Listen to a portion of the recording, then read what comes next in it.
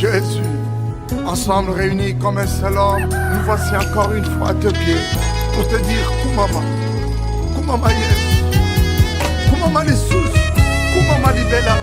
Dieu voulait montrer que dans la nature qu'il avait créée, la femme avait une place. Vous savez, aujourd'hui, beaucoup d'enfants sont abusés sexuellement, mais leurs parents ne les connaissent même pas. Les laits maternels, il y en a, on ne veut même plus allaiter. Et pourtant, l'allaitement maternel, vous l'avez appris hier, elle est tellement importante, elle protège même la vie de l'enfant jusqu'à l'âge adulte. Mes sœurs, est-ce que vous êtes là? L'enfant est plus que l'argent. Donne ton temps à tes enfants. Il y a des enfants déjà à 15 ans, ils ne reçoivent plus de toi. Sauf ce qu'il avait déjà appris avant. C'est pourquoi n'attends pas que l'arbre grandisse et puisse couper pour corriger. Donnez à l'enfant quand il est petit.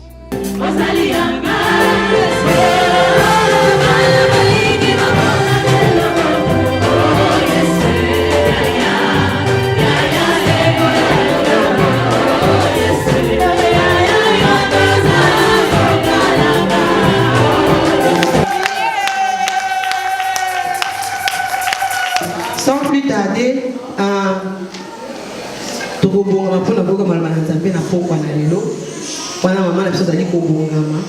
notre maman s'appelle Maman Astrid Sony, à Biso na Florida. Moi, c'est à pasteur na Biso Sony Mukweze, Azali Moussad Nanzambe Monene. Elle est aussi pasteur elle-même. Elle n'est pas seulement comme moi, la femme du pasteur, mais elle est aussi pasteur. Alors je voudrais que Biscaye Sotozali, Totéléma, pour la honorer Moutozambe, à Télévision na Pokwa, les autres Téléma, vous devez dire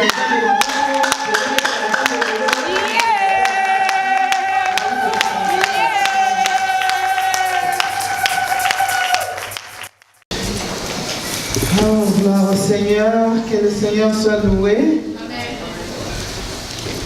C'est merveilleux que d'être dans la présence du Seigneur. Qui est béni ce soir? Amen. Amen. Père, nous te disons merci encore. Ta présence, elle est merveilleuse. Ta présence nous guérit. Ta présence nous transforme. Ta présence nous éclaire. Oh Dieu, merci. Merci d'être au milieu de nous. Merci de nous parler comme à ton peuple, Seigneur. Et merci de nous instruire ce soir. Nous voulons t'écouter. Fais de moi cet instrument qui va faire transmettre ta parole. Conduis-nous au nom de Jésus. Amen. Amen. Je vous salue de la part de mon mari et de nos enfants. Nous bénissons le Seigneur pour la grâce qu'il nous fait. Nous sommes en train de traiter un thème merveilleux que Maman Julie m'a donné à partager avec vous. Nous sommes en train de parler de femmes. Tu as droit à une vie abondante. Et hier, nous avons partagé une partie de ce thème. Et après cela, aujourd'hui, j'avais dit nous allons parler de la prospérité ou l'abondance relationnelle. La prospérité dans le domaine de relations. Et après, nous allons parler de la prospérité matérielle, financière. Amen. Amen. Nous voulons parler ce soir sur l'abondance relationnelle. Vous savez, la vie de l'homme ou la vie de l'être humain, c'est une vie de relation. L'autre est une richesse. La personne qui est à côté de toi est une bénédiction. Dieu n'a pas créé l'être humain pour qu'il vive seul. Le récit de la Genèse nous le dit. Quand nous lisons dans Genèse au chapitre 2, le verset 18, j'aimerais que nous puissions lire cela. Genèse au chapitre 2, ça c'est vraiment le texte de base de notre ministère de femmes qui s'appelle les aides semblables. Au chapitre 2 de Genèse, là nous voyons la pensée de Dieu par rapport à l'homme. Au verset 18, nous allons lire jusqu'au 23, la Bible dit « L'Éternel Dieu dit, Il n'est pas bon que l'homme soit seul, je lui ferai une aide semblable à lui. C'est un texte qu'on lit souvent dans les mariages et ça nous a amené à croire que ces textes ne concernent que les mariages. Non, Dieu voulait montrer que dans la nature qu'il avait créée, la femme avait une place, pas seul l'homme. Et la femme avait un rôle à jouer. Et la Bible continue, l'Éternel Dieu forma de la terre tous les animaux des champs et tous les oiseaux du ciel, et il les fit venir vers l'homme pour voir comment il les appellerait, et afin que tout être vivant portât le nom que lui donnerait l'homme. Et l'homme donna des noms à tous les bétails, aux oiseaux du ciel et à tous les animaux des champs, mais pour l'homme, il ne trouva point d'aide semblable à lui. Alléluia. C'est pour dire que nous avons un rôle à jouer. Dans ta relation, dans la façon dont tu élèves tes enfants, il faut que tu puisses aussi vivre cette prospérité, cette abondance-là. Elle ne doit pas seulement se limiter dans les autres domaines. Dans ce domaine de la relation avec tes enfants, qu'ils connaissent le Seigneur, qu'ils grandissent dans la voie du Seigneur. Mais pour ça, ils ont besoin de toi. Mes sœurs, est-ce que vous êtes là? Cette prospérité-là, elle n'est pas d'elle-même. Cette prospérité-là, c'est toi qui dois la s'aimer dans ta maison. Mais beaucoup de femmes sont absentes de leur maison. Depuis que tu as jeté l'enfant au daycare, d'abord on est tellement pressé d'aller déposer l'enfant au daycare. Alléluia. Des fois même pressé à l'enlever. Les laits maternels, il y en a, on ne veut même plus allaiter. Et pourtant, l'allaitement maternel, vous l'avez appris hier, elle est tellement importante, elle protège même la vie de l'enfant jusqu'à l'âge adulte. Et quand on préfère aller laisser l'enfant parce qu'on veut amener de l'argent, l'enfant est plus que l'argent. Donne ton temps à tes enfants. Laissez-moi vous dire, mes soeurs, même ces enfants-là qui vont à l'école, quand ils rentrent, il n'y a personne. Il y a seulement les tablettes où les enfants font des jeux de toutes sortes. C'est pourquoi des fois les enfants ont même des comportements qu'on ne sait plus contrôler. Ils ont des comportements rapides et brutaux comme les petits dessins animés qu'ils sont en train de suivre chaque jour. Mes soeurs, vous voulez que je vous parle? Alléluia. Donne ton temps à tes enfants. Laissez-moi vous dire ceci. Vous savez, moi, quand je grandissais, je ne savais pas que les enfants ne traînent pas à la maison des parents. Quand ton enfant, même s'il restera chez toi jusqu'à 20 ans, 25 ans, mais à 20 ans déjà, ton enfant n'est même plus ton enfant. Il a ses points de vue, il a ses choses à lui, il fait son travail. D'ailleurs, 20 ans, c'est même loin.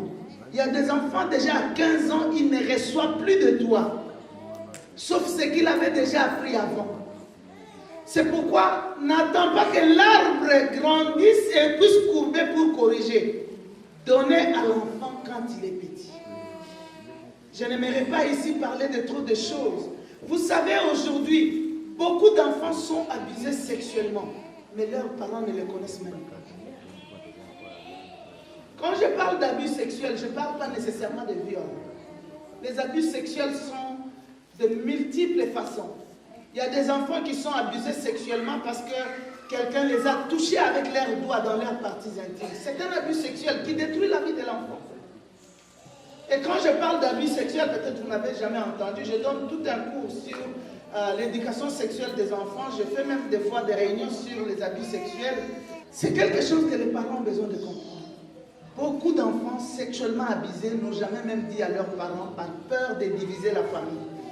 Et j'aimerais vous dire que les personnes qui abusent sexuellement les enfants le plus souvent sont les membres des familles, des personnes proches de la famille, des personnes à qui on fait confiance. On les laisse laver les filles, des garçons, laver les petites filles et ils en abusent. Des personnes qu'on laisse pour veiller sur les enfants, ils abusent les enfants, mais les enfants ne savent quoi dire. Les histoires, il y en a tellement.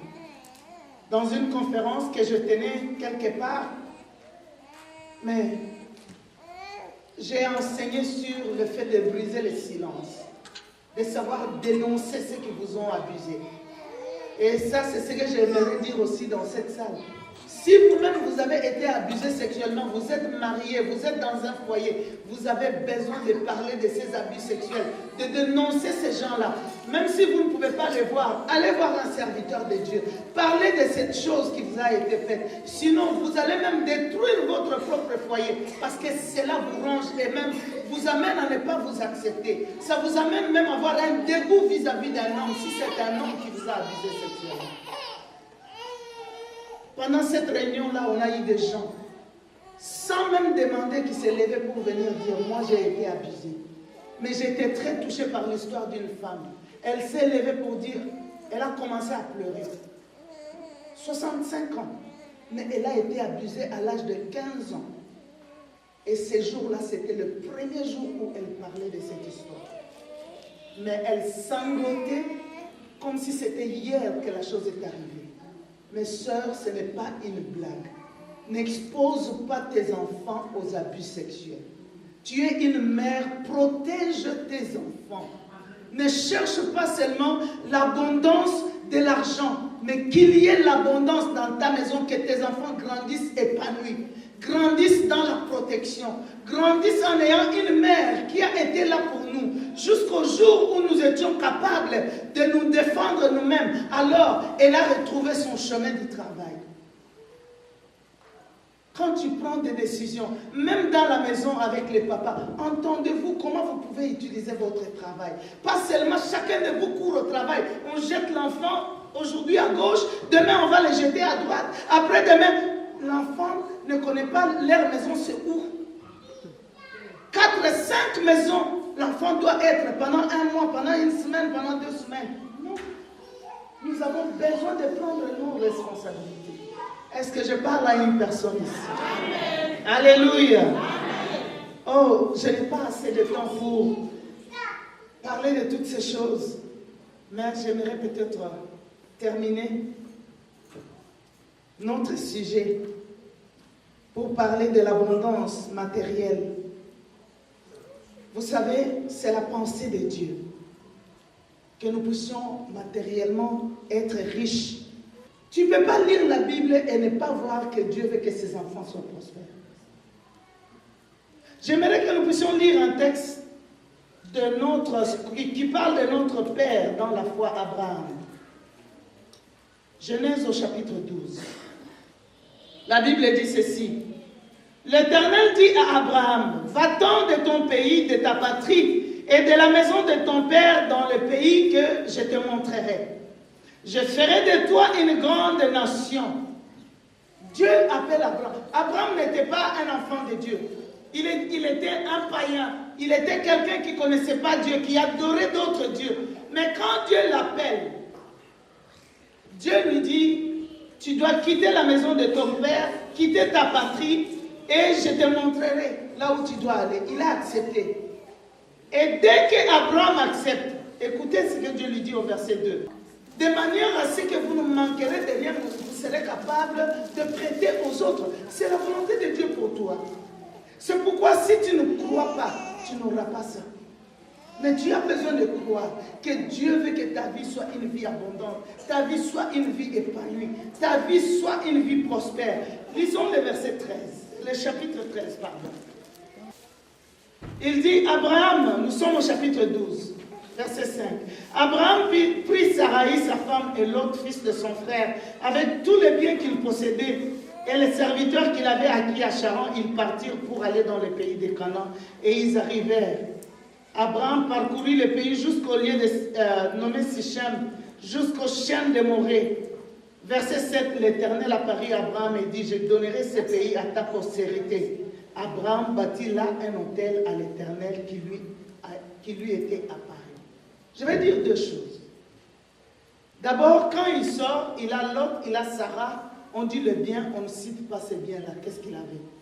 Mais une bonne chose, dès qu'Abraham va là, il bâtit un autel, un lieu de rencontre avec Dieu, un lieu où il devait offrir des sacrifices à Dieu. C'est là où nous avons parlé que ton abondance doit d'abord être spirituelle.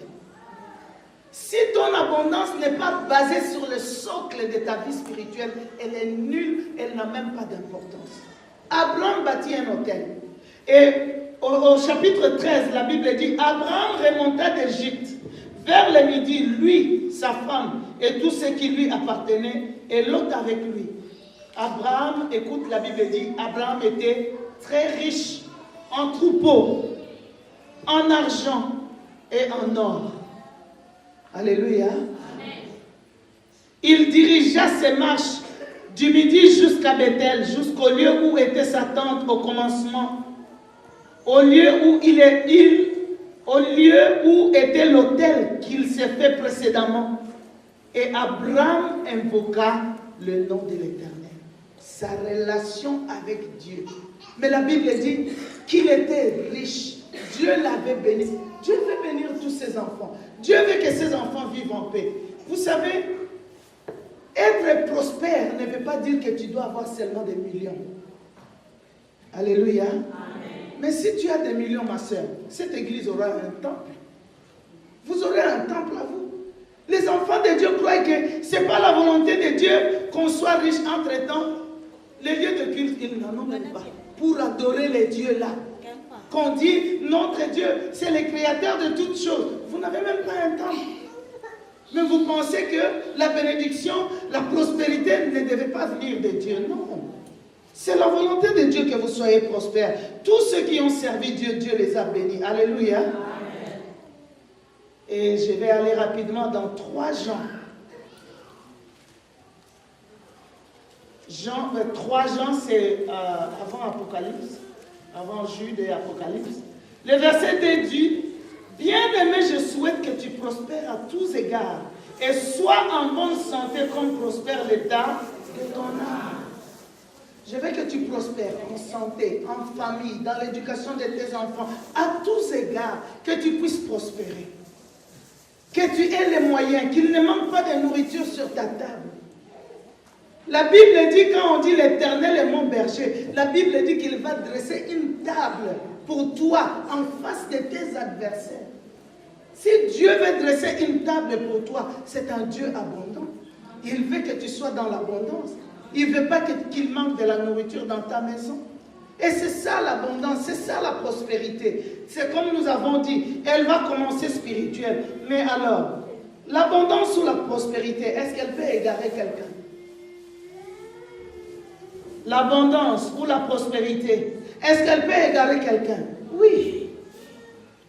Amen. L'argent que tu reçois, à la fin du mois, tu gardes combien d'argent? Ton compte, si tu en as, a combien d'argent? Le moyen que tu reçois, tu les dépenses à quoi? Dans ta poubelle, combien de fois tu jettes la nourriture dans la poubelle? Est-ce qu'il y a une personne qui m'entend? Nous croyons que parce que nous vivons en Occident, alors on peut jeter la nourriture dans la poubelle n'importe comment. Mais la Bible nous parle, Dieu est contre l'excès de table. L'excès de table, ce n'est pas seulement ce que tu mets dans ton ventre et tu commences à avoir mal au ventre. L'excès de table aussi, c'est avoir plus de nourriture que vous avez réellement besoin. Et quand vous mangez, le reste, vous mettez dans la poubelle. C'est des moyens que nous sommes en train de gaspiller. Et pourtant, il y a des gens qui n'ont pas de nourriture. Moi, je pense qu'il y a certains points du monde où les gens mangent la nourriture de 2-3 personnes. Et d'ailleurs, ça se voit même dans leur taille. Je crois que ça vaut la peine que nous puissions être de ces femmes-là qui savent gérer les ressources que Dieu met entre nos mains. Amen, les femmes. Amen. L'argent que Dieu te donne, la force que tu as aujourd'hui, tu ne l'auras pas pour toujours. Suivez-moi. Aujourd'hui, tu as 20 ans, 30 ans, 40 ans, mais après quelques années, tu n'auras plus la force de faire le même travail que tu fais aujourd'hui. Normalement, l'argent que tu gagnes aujourd'hui, tu devais investir ça dans autre chose. Mais ça ne devait pas toujours passer. Combien de perruques que tu as à la maison? Quelqu'un a 10 perruques à la maison ici? Hein? Plus? Non, ne me dites pas que c'est la vérité. Oh mon Dieu. Alors la Chine doit s'enrichir sur nos têtes. Alléluia. Mais ma soeur, 10 perruques, tu vas en faire quoi? Laissez-moi être honnête avec vous. 10 perruques, c'est pourquoi? Parce que 3 perruques déjà te rendent suffisamment jolie. Et laissez-moi encore aller plus loin. D'abord, tu as des jolis cheveux dont tu ne prends pas soin. Donc, tu pouvais même t'épargner de dépenser. Mais maintenant, acceptons que tu as dépensé. Mais pourquoi 10 perruques? Plus de 10 perruques dans la maison. C'est à chaque nouvel habit, une perruque, c'est ça? Chaque fête, chaque manifestation, une nouvelle perruque. Oh mon Dieu. Mes soeurs, c'est là où j'ai dit, des fois, quand tu te regardes à la fin de l'année, il n'y a pas d'argent entre tes mains. Mais prends tout ce que tu as payé, même les souliers que tu as payés et que tu n'as pas portés. Vous savez, nous les femmes, Dieu ne gaspille pas ses ressources. Mais nous payons des choses, après tu te dis, pourquoi tu as acheté ça? Tu commences à te demander, mais il ne fallait pas. Mes soeurs, des fois, discipline, toi tu dis, c'est moi ici, je le paye. Quelqu'un veut prendre une telle décision? Amen. Dis-toi, c'est moi ici, comme on a commencé là avec cette conférence. Jusqu'à la fin du mois, je vais payer. L'argent qui est dans la carte de crédit, ce n'est pas ton argent. Ce n'est pas ton oncle qui t'a envoyé. C'est l'argent d'autrui. C'est l'argent qui peut même détruire ta vie si tu ne fais pas attention. Alléluia. Même les cartes de crédit des magasins, ce n'est pas pour que, oh non, tu peux prendre la télévision, tu vas avec à la maison. Comme une sœur nous racontait, elle dit, quand elle est venue nouvellement, on dit, dans ce magasin, elle est entrée seulement comme ça, on lui dit, madame, si tu prends la carte du magasin, tu peux prendre la télévision et puis tu vas payer petit à petit. Oh, c'est ça? Oui. Elle était partie pour autre chose, elle est sortie avec une télévision. Et maintenant, pour payer les cartes, c'est les intérêts qui augmentent. On ne sait même pas comment on paye. Mes soeurs, demandez conseil.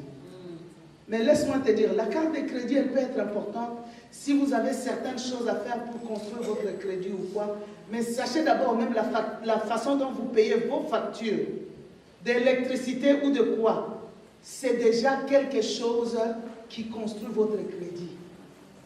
Mais maintenant, si vous voulez aller avoir une carte de crédit, demandez conseil aux gens qui de bon cœur, comme votre pasteur et sa femme. Dites-lui, il paraît qu'il faut avoir une carte de crédit. C'est quoi? Ne pense pas que tu dois aller auprès de ces gens-là même, qui vont te raconter des choses, tu vas seulement croire. Tu vas mettre des signatures pour des choses que tu ne comprends pas. Le jour où on te dira non, tu avais signé la carte à autant de pourcents d'intérêt et tu avais signé 0 intérêt pour autant d'années et maintenant ça a créé des intérêts. Tu vas toujours dire, oh, mais pourquoi ça ne finit pas? Vous m'avez dit ceci. Et après, non, ma soeur, Dieu veut que tu sois prospère, mais ne sois esclave de personne. Amen. Alléluia. Amen. Tu peux vivre avec tes moyens que tu travailles avec. Et là aussi, travailler vous procure l'abondance. L'argent social, que ça soit qui vient de food stamp ou quoi, ça ne te rendra jamais riche. À un moment donné, tu dois sortir de ce système-là. Travailler pour prendre en charge ta famille, tes enfants, ta propre vie. J'ai vu un WhatsApp là où on montrait une femme. Alors, un monsieur était en train de le filmer. Alors, le monsieur l'a dit, voilà celle-là encore, elle vient ici pour quémander. Et la femme, elle dit, tu veux quoi? Je veux de l'aide, moi et mon fils. Une grande personne comme moi, comme ça. Et le monsieur dit, et puis, oh non, pourquoi vous n'êtes pas resté dans votre pays? Oh, les mauvais dirigeants. Elle faisait comme si elle voulait pleurer. Oh mon Dieu, j'ai dit, mais tu es tellement bien bâti comme ça. Et tu vis dans un pays comme en Occident, ici, tu ne peux pas travailler. Tu crois que tu dois venir seulement pleurer comme ça, on te ridiculise. Et le monsieur a pris la vidéo, il a lancé ça sur les médias sociaux. Mes soeurs, Dieu veut que tu sois dans l'abondance. Mais cette abondance-là demande aussi un travail. Ça demande aussi que tu sois une femme qui sait gérer les ressources que Dieu met entre tes mains. Ne sois pas bisomba somba comme on dit chez nous. Tout ce qui passe à tes yeux doit venir dans ta maison. Tout ce que tu vois, oh, D'abord, ta valeur, ce n'est pas les bijoux que tu portes. Ta valeur n'est même pas les jolis habits, les jolis sacs là que tu as. Si tu as 20 sacs à main, tu vas en faire quoi? Hein?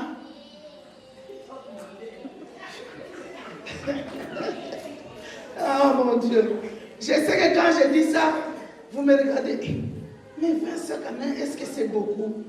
Maintenant, quand on vous dit que le président, là, sa femme a 800 sacs à main, vous dites, cette femme, 800 sacs à main, elle en fait quoi? Mais compare, non?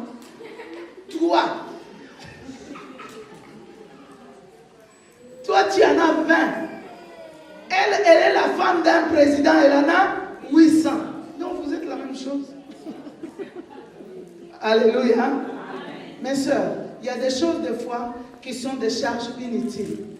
Imagine-toi dans les 20 sacs là que tu as, si 10 pouvaient être en argent, tu peux investir ça dans quelque chose. Dieu a besoin que tu aies des idées.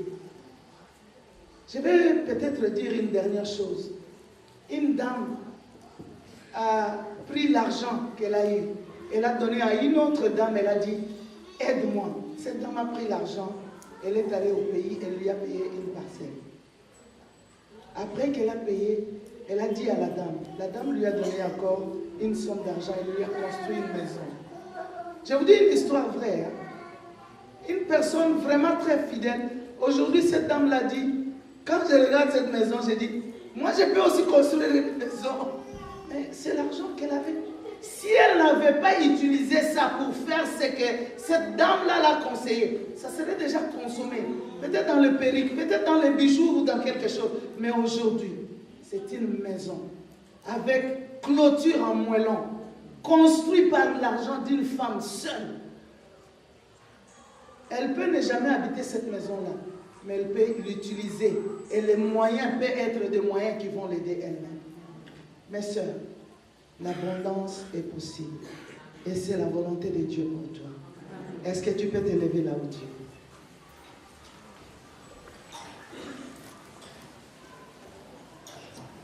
Alléluia, Amen. Alléluia, Amen. Alléluia, Amen. Oh, Amen. Oh, Alléluia, Amen. Alléluia, Amen. Alléluia, Amen. Oh, Amen. Jésus-Christ est Seigneur. Jésus-Christ est Seigneur. Jésus est Seigneur. Amen. Jésus-Christ est vainqueur. Jésus est vainqueur.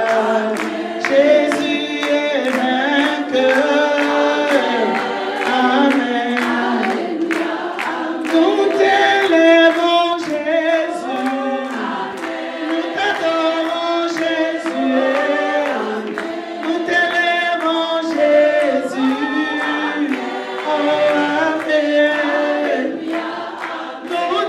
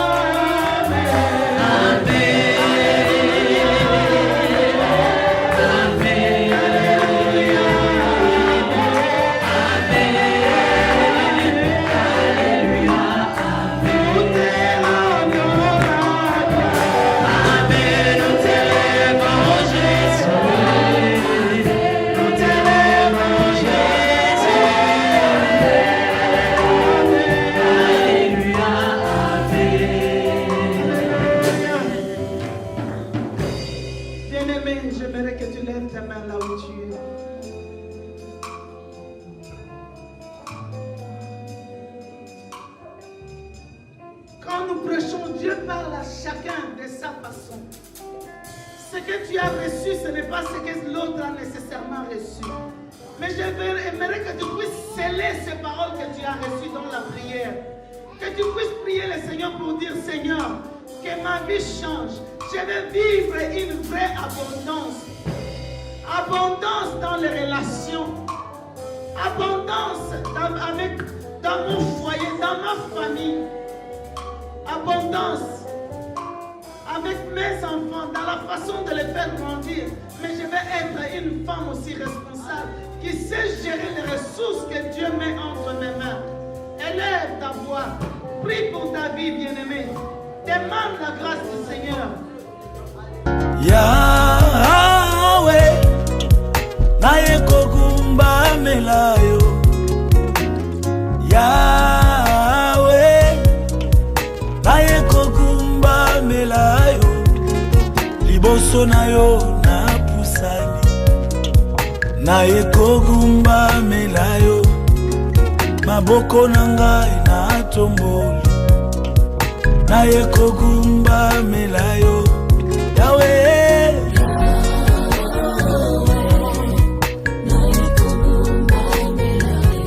Yahweh, Yahweh, Yahweh, naye kogumba melayo.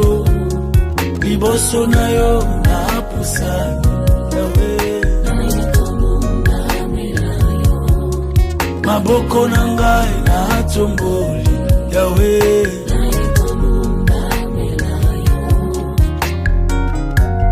Baba, mimi ninakuabudu, Mkombozi mwema, mimi ninakuabudu. Mbele yako nainama, mimi ninakuabudu. Mikono yangu nainua, mimi ninakuabudu. Baba,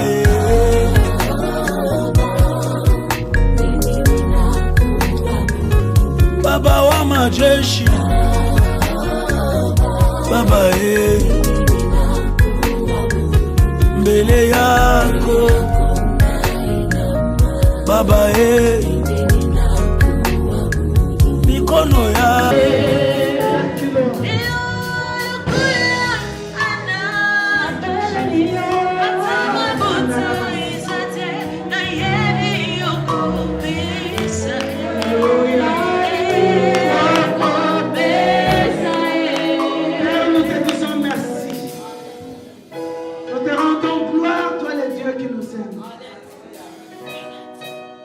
Je bénis toute femme et tout frère qui est venu dans cette réunion. Tous celles qui ont quitté leur maison avec un désir de te rencontrer. Je les proclame bénis. Bénis dans leur maison. Bénis avec leurs enfants. Bénis avec le fruit des entrailles. Bénis dans leur travail. Bénis dans leur foyer, Seigneur. Dans leur communion avec leur mari. Bénis pour celles qui cherchent à se marier. Bénis, Seigneur, avec de nouvelles idées pour entreprendre de grandes choses avec toi. Tu es le Dieu des miracles. Que, Seigneur, ces femmes vivent des miracles. Vivent ces choses qui paraissaient impossibles de devenir possibles dans leur vie. Ces choses qu'elles ont regardées au loin, qu'elles puissent être capables de participer à ça. Tu es le Dieu vivant, le Dieu puissant, le Dieu des miracles. À toi, gloire, honneur et hommage. Au nom de Jésus, nous avons ainsi prié. Et nous disons merci, Seigneur Jésus. Amen. Amen. Alléluia.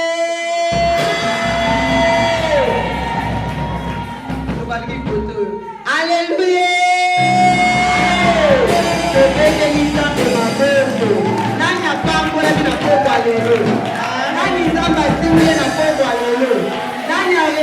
Quelque chose Amen. Maman Astrid, nous sommes vraiment reconnaissants. Nous voulons te dire vraiment merci. Donc, parce que t'aimes Nabiso, femme, tu as droit à une vie en abondance. Et on n'avait pas pensé à l'aspect que développé. Donc, tu avais raison de dire que tu étais la personne aux ambassadeurs qui azana pour le katnesika oyo. Dans les tombes de l'anzambe maboko basaki pour la maman lobi makani ébélé en tout cas on va pour reprendre yango nyonso te sinon que surtout que nous avons aussi un problème de temps mais dès que tout le lobi l'accent est mis sur la relation d'abord. Maman lobi la vie en abondance et lorsque nous entendons les brebis. Nous entendons les brebis entendre les bergers. Soko yoki mungongo ya berger, on dit mie na vie na yo, ndé la vie en abondance et bandiwana. À développer sur les aspects spirituels, sur les aspects nasépéli, sur les relations. Loba relation. Très importante. Les relations sont des portes. Bien aimé. Mon pasteur à Kinshasa a dit que attention à mon bâti pembeni na yo. Qu'on néglige yété. Aza projet na maboko ya Nzambe. Tu ne sais pas ce que Dieu fera de lui demain. Amen. Pe oye peut-être on se souvient de pe kuke na yo lobby. Mais pour na likambo mukie, maman lobby les problèmes il y en aura. Les conflits il y en aura toujours. Mais tout ça nini? To bongisa peto kende liboso balbaki mwasi atonga mboka te hein biso na watelo to kotonga na kombo na Yesu loba amen amen amen zamba pambola biso merci maman na tango na lingi bandeko ba se préparer nous voulons offrir au Seigneur. Merci bandeko na maboko na bino et demandez de te koya maboko pamba te na présence na Nzambe amen. Tokangi misu na biso to sabeli par rapport aux offrandes to pangoli Nzambe malamu nana kale ko sangisa libota oyo na poko alelo lolenge yo sali yango il n'y a que toi éternel boko nini ngana zanango influence nini ngana zanango puna ko alelo ko convaincre mitema ya basi nyoso ko senge to veka nesika oyo si nous sommes au Seigneur Seigneur c'est parce que tu l'as voulu. Merci. Nous te disons merci pour ta parole. Nous te disons merci pour tout ce que tu as fait ce soir. Nous prions pour nos offrandes, Seigneur. Nous avons pas pour quelque chose. Nous prions, Seigneur éternel, que ces offrandes crient devant ton trône et que tu t'en souviennes pour nous faire du bien. Au nom de Jésus qui est notre Seigneur, nous avons ici prié. Nous disons Amen. Amen. Vous voulez